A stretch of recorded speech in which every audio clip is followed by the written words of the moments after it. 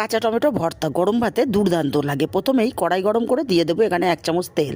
তেলটা গরম হয়ে গেলে বড় টুকরো করে কেটে রাখা টমেটো দিয়ে দিলাম। দিয়ে দেবো 1/2 চামচ হলুদ আর 1/2 চামচ লবণ। হলুদটাকে দিয়ে টমেটোটাকে একটু লাল লাল করে ভেজে নেব। টমেটোটা একটু ভাজা ভাজা হয়ে গেলে এখানে দিয়ে দেবো 4টে কাঁচা লঙ্কা আর দেবো 2টো শুকনো লঙ্কা। লঙ্কাগুলোকে দিয়েও একটু নাড়াচাড়া করে টমেটোর সাথে ভেজে নেব। তারপর এখানে দিয়ে দেবো 1 মুঠো পরিমাণে রসুন, এখানে 10-12 কোয়া রসুন আছে।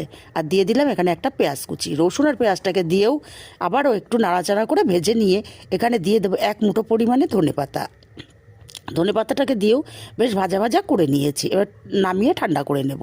তারপর সরাসরি দিয়ে দেবো মিক্সচার জারে। আমি মিক্সচারে পেস্ট করছি, আপনারা চাইলে শিলপাটাতেও পেস্ট করে নিতে পারেন। পেস্টটাকে একটা আলাদা পাত্রে ঢেলে নিয়ে এখানে সামান্য লবণ আর কাঁচা সর্ষের তেল দিয়ে মাখিয়ে নিলেই গরম ভাতে পরিবেশন করার জন্য রেডি কাঁচা টমেটোর ভর্তা বা বাটা। রেসিপিটা কেমন লাগলো কমেন্ট করে জানাতে ভুলবেন না।